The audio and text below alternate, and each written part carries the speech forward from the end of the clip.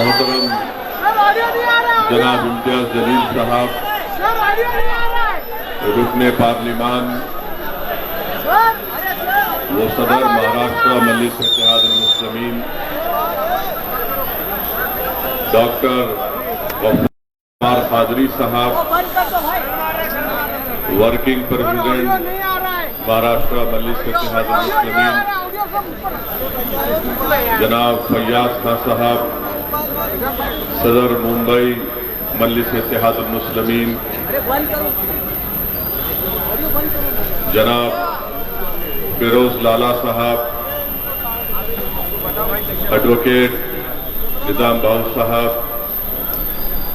सैयद मोइन साहब, डॉक्टर खालिद साहब,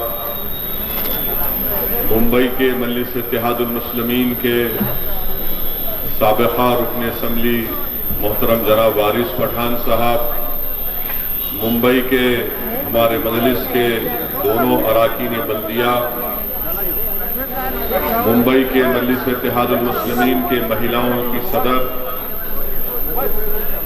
तमाम महाराष्ट्र से तशरीफ लाए मजलिस इत्तेहाद मुस्लिमीन के जिम्मेदारान, सुदूर मोतमदीन, अराकीन, मुहिबान मजलिस, बुजुर्गान मिल्लत, मेरी इज़्ज़तदार माँ और बहनों, मेरे गयूर नौजवान साथियों, मैं आप तमाम का बेहद शुक्रिया अदा करता हूं कि आपने आज के इस मुस्लिम रिजर्वेशन के सिलसिले में मुनक़्क़द इस जलसे में शिरकत की। मैं शुक्रगुजार हूं मेरे तमाम मजलिस के रुतबाओं का, साथियों का, जिन्होंने महाराष्ट्र के कोने कोने से आज सुबह बाद नमाज फजर के बाद अपने इस सफ़र का आगाज़ किया और बड़ी मुश्किलात का सामना किया, मगर अल्हम्दुलिल्लाह कामयाबी के साथ वो आज यहाँ मुंबई को पहुँचे। मैं शुक्रगुजार हूँ डॉक्टर गफ्फार कादरी साहब का कि पिछले 4 दिन से वो मुंबई में क़याम करके इस जलसे की तैयारी के सिलसिले में बड़ी मेहनत की। मैं मुबारकबाद देता हूँ मोहतरम जनाब इम्तियाज जलील साहब को और हमारे धुलिया के मजलिस के रुकन असम्बली जनाब फारूक शाह साहब को, इन सब ने मेहनत की आज के जलसे को कामयाब करने के लिए। और मैं अपने तमाम मजलिस के रुफ़ाओं से ये बात बताना शुरुआत में ज़रूरी समझता हूँ कि अगर हम मिलकर काम करेंगे तो ऐसा कोई काम नहीं है, ऐसी कोई मंजिल नहीं है जो हम उसको हासिल नहीं कर सकेंगे। अगर हमारा टीम वर्क जारी रहेगा तो इंशाअल्लाह ताला हम महाराष्ट्र के कोने कोने तक मजलिस इत्तेहाद मुस्लिमीन के कामयाबी के परचम लहराएंगे। अगर हम मिलकर काम करेंगे, टीम वर्क के साथ काम करेंगे तो कामयाबियां हमारे कदम को चूमेगी। अगर हम अपनी इनफरादियत को फरोग देंगे, अगर हम अपनी इनफरादी मकबूलियत को जमात की मजबूती पर तरजीह देंगे तो फिर हो सकता है कि इनफरादी तौर पर मकबूलियत मिल जाए मगर जमात को कामयाबी हासिल नहीं होगी। जमात को कामयाबी इज्तिमाइयत से हासिल होती है। जो लोग इनफरादियत पर कामयाबियां हासिल करते हैं वो कामयाबी ज़्यादा दिन तक नहीं चलती, वो कामयाबी जल्द से जल्द ख़त्म हो जाती है। मगर जिस काम और जिस तंजीम में इज्तिमाइयत से काम होता है वो सुबह क़यामत तक कायम रहेगी, उसमें लोग जुड़ते रहेंगे। तो अल्हम्दुलिल्लाह आज मजलिस इत्तेहादुल मुस्लिमीन ने जो टीम वर्क और जो इज्तिमाइयत का सबूत दिया, इंशाअल्लाह ताला मुझे यकीन है कि इसी तरीके से हम लोग आगे बढ़ते रहेंगे। मैं हमारे शोलापुर के हमारे नौजवान भाई फारूक शाब्दी का भी जिक्र करना ज़रूरी समझता हूँ और जिन जिम्मेदारों का मैंने जिक्र नहीं किया इसका यह हरगिज़ मतलब नहीं है कि मेरे दिल में उनके लिए मोहब्बत नहीं है। बल्कि जिनका नाम नहीं लिया गया है मैं उनको अपनी आंखों पर रखता हूं, और जिनका नाम लिया गया है उनका इम्तिहान अब शुरू होगा। तो जिन का नाम लिया गया है उन सब का इम्तिहान अब शुरू होगा, और अगर वो इज्तिमाइयत और टीम वर्क के साथ करेंगे तो यकीनन इम्तिहान में कामयाबी मिलेगी। मेरे अजीज दोस्तों और बुजुर्गों, मैं यहाँ पर हमारे साबिर आलम साहब, नदीम शेख और नसरुल्लाह गाजी का भी जो मुंबई के जमात के स्पोक्स पर्सन हैं, इन तमाम का भी शुक्रिया अदा करता हूँ। अल्हम्दुलिल्लाह आप तमाम ने मिलकर मेहनत की। मेरे अजीज दोस्तों और बुजुर्गों, मुस्लिम रिजर्वेशन के उन्वान से आज का इस जलसा मुनक्कद किया गया है। मुझे अफसोस है इस बात का, जिसका जिक्र अभी हमारे साथी रुकने पार्लियामान ने किया, कि तिरंगा रैली निकाली गई तो आखिर ये क्या तकलीफ हो गई शिवसेना, राष्ट्रवादी और कांग्रेस की सरकार को कि जगह जगह पर मजलिस के काफिले को रोकने की कोशिश की गई। अफसोस इस बात का है कि शिवसेना जो राष्ट्रवाद दिन में 24 घंटे में 2000 बार उनके लोग पुकारते हैं, कभी ये क्यों भूल गए कि तिरंगा ही तो हमारा राष्ट्रवाद की निशानी है, तिरंगा ही तो हमारी नेशनलिज्म की पहचान है। क्यों तिरंगे से इतनी नफरत है आपको? मजलिस से हो सकती है, मुसलमानों से हो सकती है, जो नहीं होना चाहिए, जो भारत के बाइज्जत शहरी है, मगर हमसे नफरत इतनी बढ़ चुकी कि जब एक मुसलमान और दलित तिरंगा उठा रहा है तो तिरंगा निकालो। मैं ये बताना चाह रहा हूं उन लोगों को कि तिरंगा भारत की पहचान भी है, हमारी मोहब्बत की निशानी भी है, और हमारे बुजुर्गों की कुर्बानियों की एक मिसाल भी है। और जिन लोगों ने भारत की जंग आजादी में हिस्सा नहीं लिया, वही लोग तिरंगे की मुखालिफत करते हैं। जिन्होंने भारत की आजादी में हिस्सा नहीं लिया और जिन्होंने अपने चेलों से कहा था कि आजादी में हिस्सा मत लो, तुम खामोश घर में बैठे रहो, मगर मुल्क की तारीख गवाह है कि क्विट इंडिया मूवमेंट का अगर नारा किसी ने मुंबई में दिया तो मुसलमान था। तिरंगा बनाने वाले में भी कौन कौन थे, बड़ी लंबी तफसील है, मगर अफसोस है कि ये सरकार तिरंगे के भी खिलाफ हो चुकी है। मेरे अजीज दोस्तों और बुजुर्गों, ये कहा गया कि मजलिस का जलसा जब होगा तो 144 लगा दिए। मैं हमारे उद्धव ठाकरे से ये पूछना चाहता हूं, जो अभी उनका ऑपरेशन हुआ है, मेरी नेक तमन्नाएं उनके साथ हैं। मैं उम्मीद करता हूं कि जल्द से जल्द वो सेहतयाब हो जाएंगे, और उनका ऑपरेशन जो हुआ है हम उम्मीद करते हैं कि उनको सेहत हो जाएगी।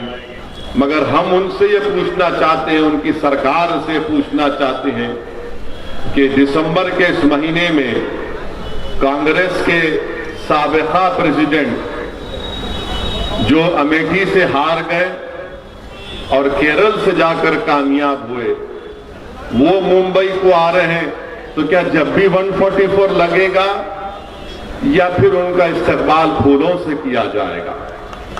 जब 144 लगाएंगे आप, जब कांग्रेस के वो मौसूफ आएंगे, महाशय आएंगे मुंबई को, जब ओमाइक्रॉन की बात नहीं होगी, जब सत्ता की बात होगी।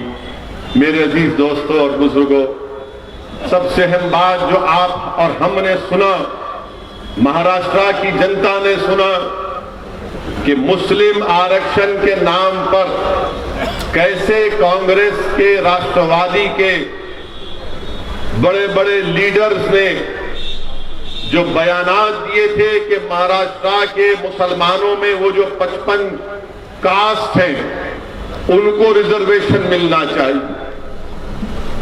मुंब्रा का एमएलए जो मजलिस के हर जिम्मेदार के पीछे रहता है, उसने कहा कि हमारे दस्तरखान से खाना उठा लिए, तो ये महाराष्ट्र का मासूम मुसलमान इतना खुश हो गया कि इसने कहा कि हमारे दस्तरखान का खाना उठा लिए, ये हमको खाना लौटाने की बात कर रहा है। तो हमने खाने को भूल गए, भूखा रहकर उसको वोट डाला, हमने भूखा रहकर उसको वोट डाला। मगर जब इख्तिदार मिल गया तो दस्तरखान पर आप नजर नहीं आते, दूर दूर तक मुसलमान उस दस्तरखान पर नजर नहीं आता जिस पर बोटियां हैं, बड़े बड़े खाने हैं, और उस टेबल पर 3 ही लोग बैठकर दबा दबा कर खा रहे हैं, जिसका नाम उद्धव ठाकरे भी है, जिसका नाम शरद पवार साहिब भी है, और कांग्रेस के कौन है कौन कहने नहीं मालूम, जो भी है। आप कहां हैं बताइए? आप तो बावर्ची खाने के पास भी नहीं है, आप तो बटलर भी नहीं है। आपका काम यह है कि इनको खाना पकाने के लिए हर चीज मुहैया करो, और जब खाना पक जाएगा तो ये तीनों बैठकर खा लेंगे, और हम ललचाई नजरों के साथ अपने बच्चों को भूखा रखकर अपने घर में चिराग नहीं जलाकर इन जालिमों को हमने इख्तियार दिया। क्यों दिया? कि इन्होंने कहा था कि मंदलिस को वोट मत दो, मंदलिस वोट काटेगी। आपने उन पर भरोसा किया। अब देखो दस्तरखान पर कौन बैठकर दबा दबा कर खा रहा है।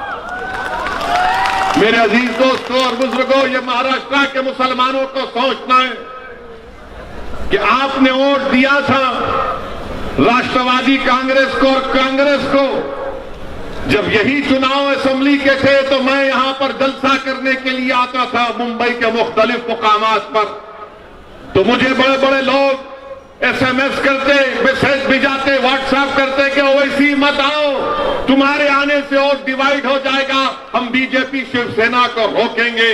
मैं पुकारता रहा और कहता रहा कि देखो बीजेपी शिवसेना को तुम नहीं रोकोगे, ये इख्तियार में आएंगे, यही कांग्रेस और राष्ट्रवादी आपको धोखा देंगे। मगर मुसलमान मासूम है, दस्तरखान पर बैठने के लिए तड़प रहा था, मगर मालूम क्या हुआ, वोट तो मिल गया मगर कांग्रेस और राष्ट्रवादी जाकर शिवसेना से हाथ मिला। रिजर्वेशन कहां गया बताइए आप? मंदलिस को वोट नहीं दिया गया। मैं इकरार करता हूं आपके फैसले का, उसकी इज्जत भी करता हूं। जमहूरियत में आपको इख्तियार है कि आप किसी को भी वोट दें, मगर सवाल यह पैदा होता है कि कब तक आप धोखा खाएंगे, कब तक मुसलमान धोखा खाएगा इन हमदर्दी की बातों को सुन सुनकर। मैं तो यह समझ रहा था कि मुंबई की सड़कों पर शहादत बाबरी मस्जिद के बाद जो खून की होली खेली गई तो वो आपकी आंख खोल देंगे। मैं तो यह समझ रहा था कि एक सियासी शऊर बेदार हो जाएगा और उन लोगों पर भरोसा नहीं किया जाएगा जिन्होंने हमारे नौजवानों के मुस्तकबिल को टागा लगाकर जेलों में सड़ा सड़ाकर उनकी नौजवानी को बर्बाद कर दिया। मगर आप भूल गए। फिर चुनाव पे चुनाव आया, सेकुलरिज्म सेकुलरिज्म सेकुलरिज्म। अरे बताओ भारत के मुसलमानों, मैं सिर्फ महाराष्ट्र के मुसलमानों से नहीं, मैं भारत के मुसलमानों से पूछ रहा हूं, सेकुलरिज्म से हमको क्या मिला? सेकुलरिज्म से सिर्फ मुशायरा मिला, सेकुलरिज्म से सिर्फ नारे मिले, सेकुलरिज्म से सिर्फ मीठी मीठी बातें मिली। क्या सेकुलरिज्म की वजह से आरक्षण मिला? नहीं मिला। क्या सेकुलरिज्म की वजह से मेरी मस्जिद का तहफ्फुज हुआ? नहीं मिला। क्या सेकुलरिज्म की वजह से मस्जिद शहीद करने वालों को सजा मिली? नहीं मिली। क्या सेकुलरिज्म की बुनियाद पर मुझे इंसाफ मिला, हक मिला, इज्जत मिली? नहीं मिली। मगर मुसलमान क्या बोलता है? सेकुलरिज्म। कौन सा सेकुलरिज्म? मैं उस सेकुलरिज्म को मानता हूं जो भारत के संविधान में है। मैं इस पॉलिटिकल सेकुलरिज्म को कभी मानता नहीं था, ना हूं, ना कभी रहूंगा। मुसलमानों, पॉलिटिकल सेकुलरिज्म को धिक्कारो। आपको एक सियासी ताकत बनना है, आपको एक सियासी कुव्वत बनना है। रिजर्वेशन तो तभी हासिल होगा। रिजर्वेशन हम क्यों कह रहे हैं? रिजर्वेशन इसलिए कह रहे हैं क्योंकि भारत के संविधान में आर्टिकल 15 और 16 के तहत जो फंडामेंटल राइट में आता है, जो फंडामेंटल राइट के चैप्टर में आता है, उसमें ये गुंजाइश है कि वो कौम, वो कास्ट, सोशली, समाजी और एजुकेशनली, तालीमी तौर पर, समाजी, इक्तिसादी और तालीमी तौर पर पीछे उसको रिजर्वेशन मिलना चाहिए। हम किसी और को रिजर्वेशन दो, उसके ऊपर खिलाफ नहीं है, दो आप, मगर तरफे तमाशा ये है, नाइंसाफी की हद ये है कि high court, Mumbai high court ने कहा कि महाराष्ट्र के मुसलमानों को रिजर्वेशन दिया जा सकता, दिया जाना चाहिए। वो बैकवर्ड है सोशली, एजुकेशनली। उसके बावजूद भी ये 3-in-1 की सरकार, शिवसेना, राष्ट्रवादी और कांग्रेस भूल गए और मराठा रिजर्वेशन की बात करते हैं। अब आपके सामने बताना जरूरी समझता हूं कि आप यहां से एक पैगाम लेकर जाएं। असदुद्दीन ओवैसी कोई अपने दिमाग से कोई आदादो शुमार या फैक्ट्स एंड फिगर्स बनाकर यह बात नहीं कह रहा है। क्या आपको मालूम महाराष्ट्र के मुसलमानों जिन्होंने सेकुलरिज्म के बात पर राष्ट्रवादी और कांग्रेस को वोट दिया, कितने महाराष्ट्र में मुसलमानों के ग्रेजुएट होते हैं? आज के जलसे में कितने मुस्लिम ग्रेजुएट हैं? हाथ उठाओ।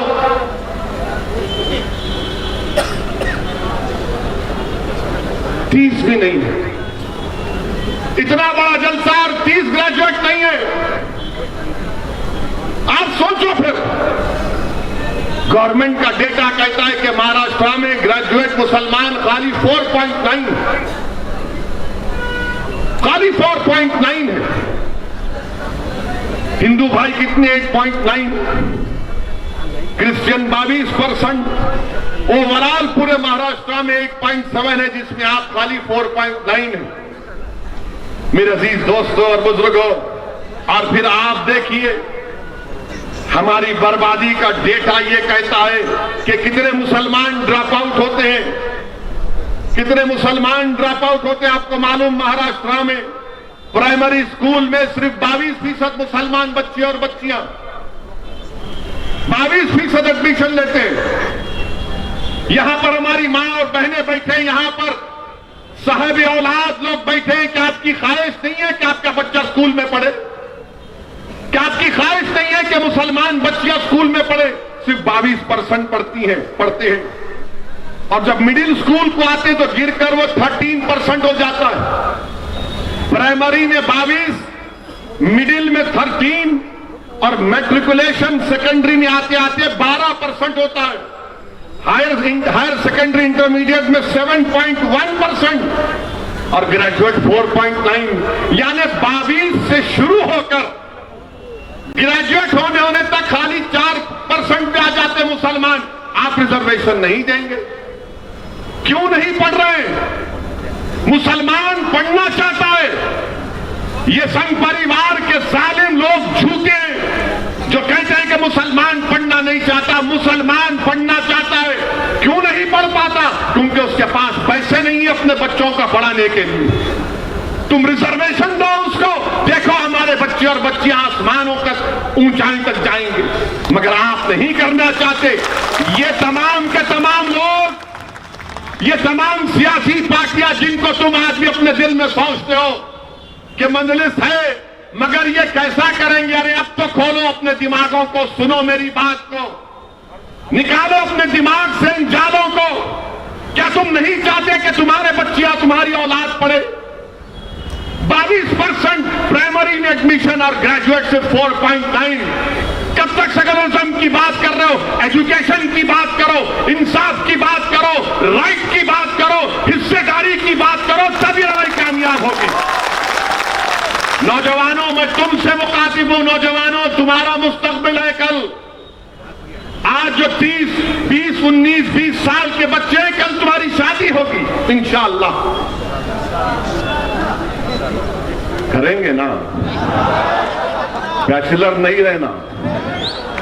जितने हैं सब परेशान कर रहे पूरे मुल्क, समझे ना? घर में जरूरी है। घर में रहे तो मर्द का दिमाग भी हल्का रहता। या पूरे बैचलर खुश नहीं? मगर क्या कहेंगे, नहीं तुम पढ़ाई की बात मत करो, ओवैसी को कैसे हराया जाए। तुम पढ़ाई की बात मत करो, इम्तियाज जलील को दोबारा एमपी ना बनने दिया जाए। तुम पढ़ाई की बात मत करो, फारूक शाह दोबारा दुनिया से मिले ना बने। तुम सेकुलरिज्म की बात करो, और सेकुलरिज्म एक ऐसा लफ्ज है जो मुसलमानों को जितना धोखा इस लफ्ज ने दिया किसी ने नहीं दिया। हर अखबार में आप यूपी का चुनाव आ रहा है, अब मैं कल जा रहा हूं कानपुर को, तो जैसे मैं अब शुरू हो गया वहां पर ओवैसी आ रहा है, सेकुलरिज्म कमजोर होगा। अरे क्या सेकुलरिज्म का ठेका तुमने लेके रखा है? मेरे अजीज दोस्तों और बुजुर्गों, फिर आप देखिए, आपकी बर्बादी की दास्तान आपके सामने रख रहा हूं। यहां पर हमारी बहनें प्राइमरी स्कूल में 23% मुस्लिम बच्चियां प्राइमरी में, मिडिल स्कूल में आने तक 12%, मैट्रिकुलेशन 11%, हायर सेकेंडरी इंटरमीडिएट 6%, गिरते जा रहा है, मगर कोई रिजर्वेशन की बात नहीं करेगा।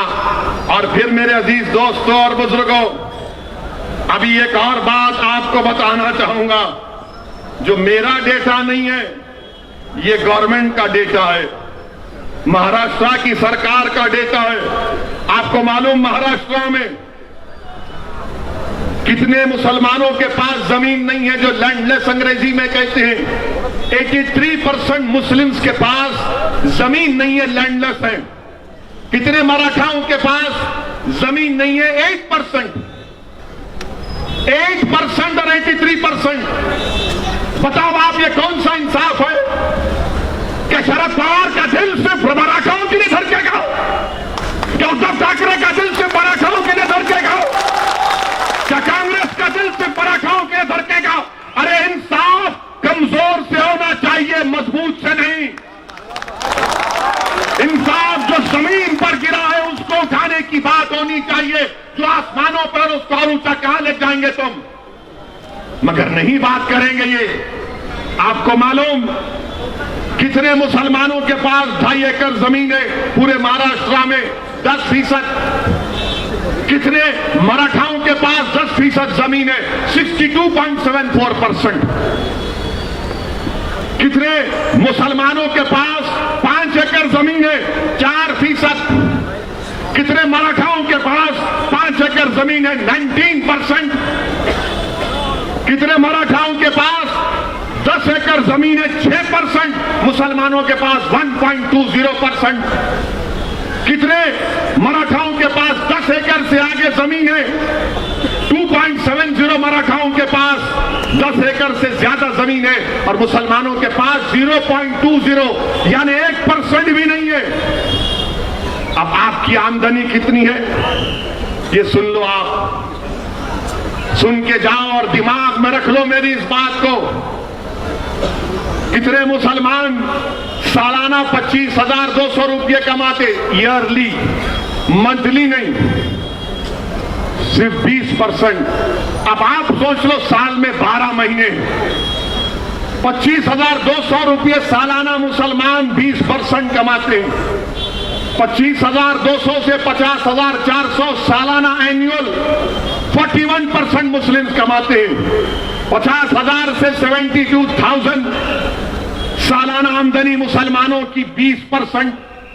72,000 से 36,000 ईयरली आमदनी, इनकम 17.10 मुसलमानों की, और 3,60,000 के ऊपर जो सालाना कमाते हैं उन मुसलमानों की 0.70%। अब आप आओ मराठाओं के बारे में, इनकी आमदनी का जिक्र भी आपके सामने कर देता हूं। और ये मीडिया वाले बैठे हैं, यकीनन इनको तकलीफ हो रही होगी दिल से कि ये क्या बात कर रहा है। मैं अंदर की बात कर रहा हूं जो अब तक आपने बाहर नहीं लाई थी। मैं आपने अंदर की बात नहीं लाई, मैं कर रहा। आप सुनिए, मराठाओं में 24,000 जो सालाना आमदनी है वो 22%। मुसलमान में 25,000 जिसकी सालाना आमदनी है वो 20%। मराठाओं में 24,000 से 50,000 ईयरली इनकम कितनी लोगों की? 22%। 50,000 से 1 लाख 19%, और हमारे पास 50,000 से 72,000 ओनली 20%। 1 लाख से 4 लाख 8% मराठाओं की आमदनी है, या 72,000 से 3,60,000 ओनली 17%। मेरे भाई, अब आप बताइए, अच्छा फिर अब आप आ जाइए, अब आप आ जाइए कि जो सोर्स ऑफ बोरोइंग है, मराठाओं को बैंक से 40% लोन मिलता है, मुसलमानों को बैंक और कोऑपरेटिव मिलाकर 5.8, कोऑपरेटिव सोसाइटी से मराठाओं को 39% मिलता है, मुसलमानों को क्रेडिट सोसाइटी से 2.6, ये प्राइवेट मनी लेंडर से मराठाओं को 14%, मुसलमानों को 4%, रिश्तेदारों से सबसे ज्यादा मुसलमानों को लोन मिलता है 17%, प्राइवेट बैंक से मराठाओं को 2.14% मिलता है, और मुसलमानों को प्राइवेट बैंक से कुछ नहीं मिलता, डेटा ही नहीं। अब आप आ जाइए कि आईएएस ऑफिसर कितने मराठाओं के? 15.52%। मुसलमानों के कितने आईएएस ऑफिसर है महाराष्ट्र में मुसलमानों? कितने? एक भी नहीं, एक भी नहीं। आईपीएस ऑफिसर 28% मराठा है, कितने मुसलमान है? 1.97%। और वो जो 1.97% है, वही मजलिस को बोलते हैं बी टीम है, इन्हें ऐसा करता, इन्हें वोट काटता। अरे तुम किसको खुश कर रहे? तुम किसको खुश कर रहे? जिन्होंने बर्बाद कर दिया हमको, तुम उनकी तारीफ में लगे हो। और आईएफएस ऑफिसर 18% मराठा है। मंत्रालय में कितने मराठा हैं? 16.17%। मुसलमान कितने हैं? 0। मेरे अजीज दोस्तों और बुजुर्गों, ये मुसलमानों की बर्बादी की दास्तान आपके सामने रख रहा हूं। अब कोई कहेगा तुम घर की बात नहीं किए, तो कच्चे घरों में सबसे ज्यादा रहने वाले मुसलमान 67%, सेमी पक्का घरों में रहने वाले मुसलमान, और रेंटेड घरों में रहने वाले कौन? मुसलमान। एक कमरे में अगर 4 लोग रहते हैं तो सबसे ज्यादा कौन है? मुसलमान। एक कमरे में, 2 कमरे में 48% मराठा रहते हैं, मुसलमान का डेटा नहीं है।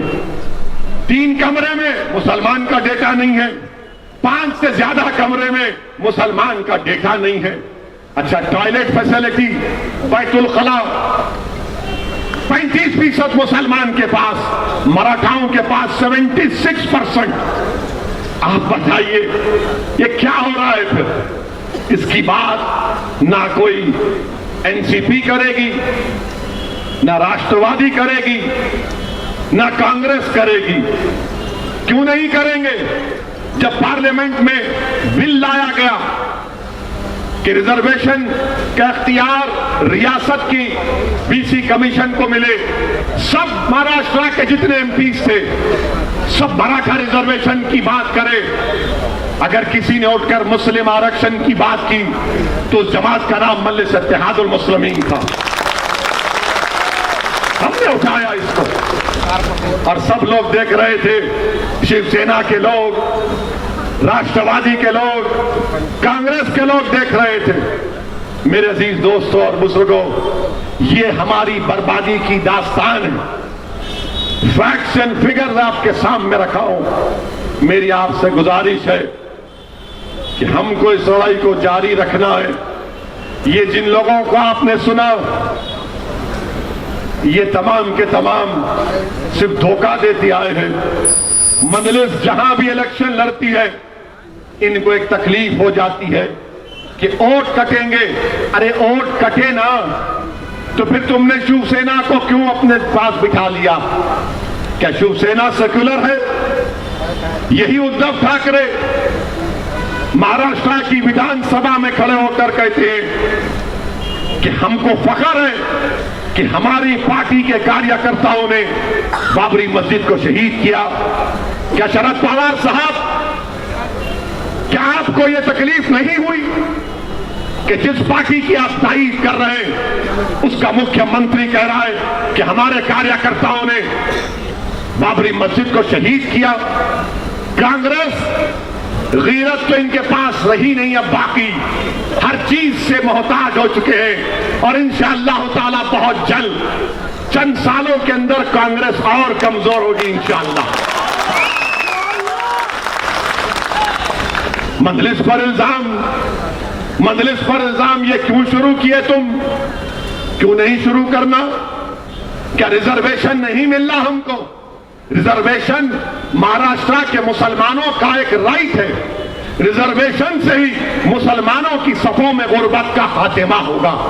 रिजर्वेशन से ही हमारे बच्चे और बच्चियां पढ़ेंगे। रिजर्वेशन से हमको इज्जत मिलेगी। याद रखो मुसलमानों, अगर हमको हमारा हक नहीं मिलता अलग बात है, मगर मैं बेइज्जती की जिंदगी गुजारने का कायल नहीं हूं।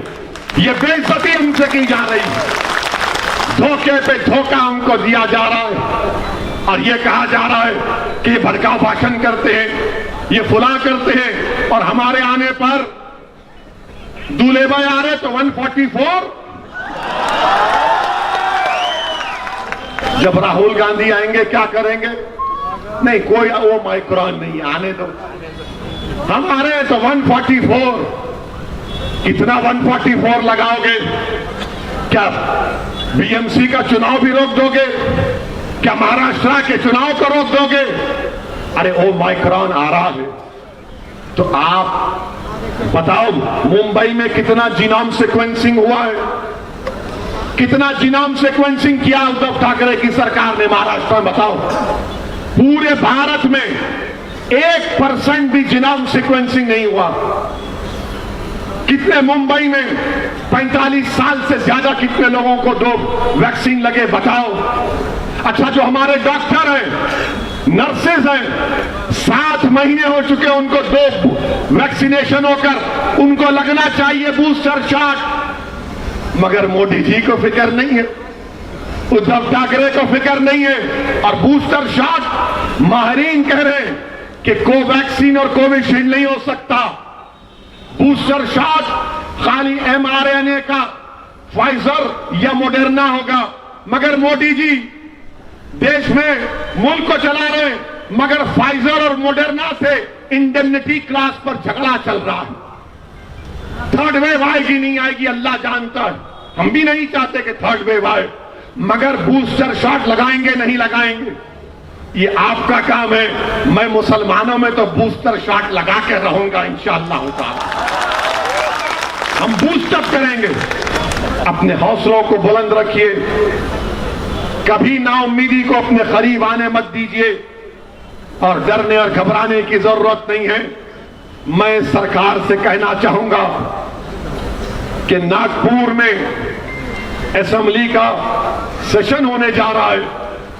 अगर इम्तियाज जलील और डॉक्टर गफ्फार कादरी ये प्रोग्राम बनाएंगे कि जब असेंबली का सेशन चलेगा तो मजलिस को भी नागपुर में एक एजिटेशन करना पड़ेगा, तो मैं आने को तैयार हूं इंशाअल्लाह ताला।